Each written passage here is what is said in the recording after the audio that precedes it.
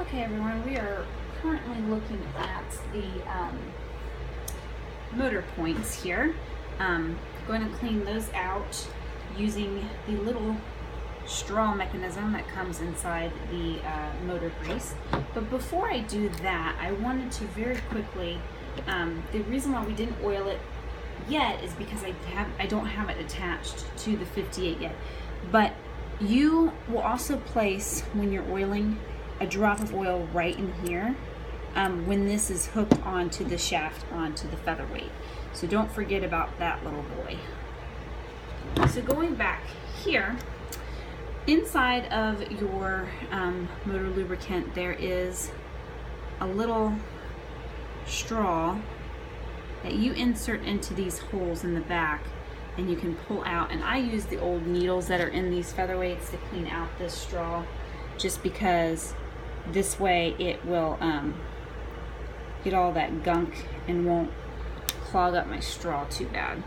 But you go ahead and stick this in there, and that pulls out all of the old grease, because we don't want that in there when we're trying to apply new. And then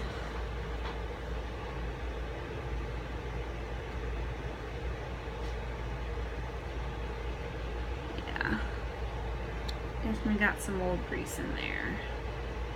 Some of these things can be really very disgusting, actually. This one is not too bad.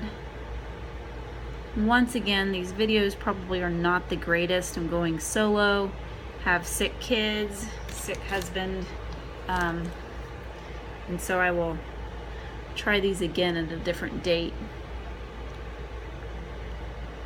Okay. So once that is done, we're going to take our motor grease and we're going to insert the tip into the port. And you're just going to give it a little squeeze and have it fill till you see it coming out. Oops. Coming out just a little bit of the port. You just want to get it in there far enough to where it's actually going to do what it needs to do, but you don't need to cram a whole bunch in there.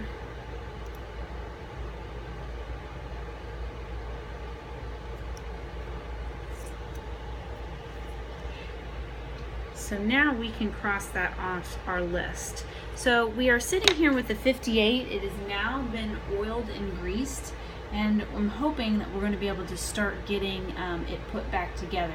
Definitely going to need some wax on this back end here. As I'm looking at it, it is definitely got some fingerprints and smudges on it. So we'll get that all nice and cleaned up, and we thank you all for joining us.